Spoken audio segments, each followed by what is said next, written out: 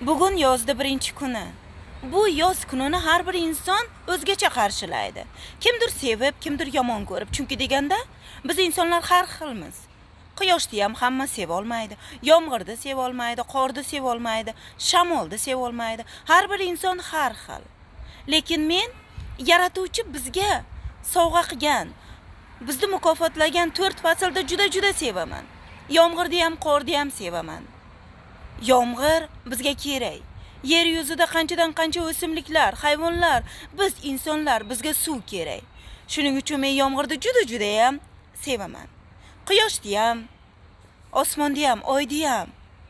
Son sanog'i yo'q. Yer yuzida bizga yaratuvchi qanchadan ko'p narsalarni sovg'a qilgan, mukofotlagan. Biz faqatgina bularni qadriga borsak bo'lgani. Bizdan boshqa hech narsa so'ralmayapti. Men shu yozda har biringizni qilgan niyatingiz amalga oshishini juda ham istayman. Kelinglar, olg'a yurishga harakat qilaylik. Bahorda o'tirdik, qishda o'tirdik. Mayli kuzda ham o'tirdik. Lekin shu bugun, shu yoz kunida yangi ish, yangi hayot, yangi qadamni qo'ya olamiz-ku. Har birimizni qo'limizdan keladi. Men qila olmayman, bankrot bo'lsam-chi, menga to'g'ri kelmaydi degan gapni yig'ishtiring. Chunki deganda inson qilgan ishni inson qila oladi. Faqatgina siz o'zingizga o'zingiz ixlos qilsangiz bo'lgani.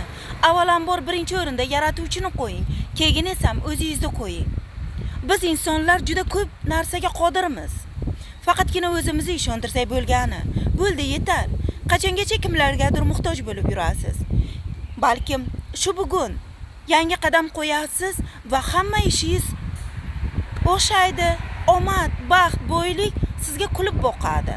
Hech bir narsadan qo'rqmang. Yaratuvchi siz bilan birga. Olg'a yuring va omad yor bo'lsin.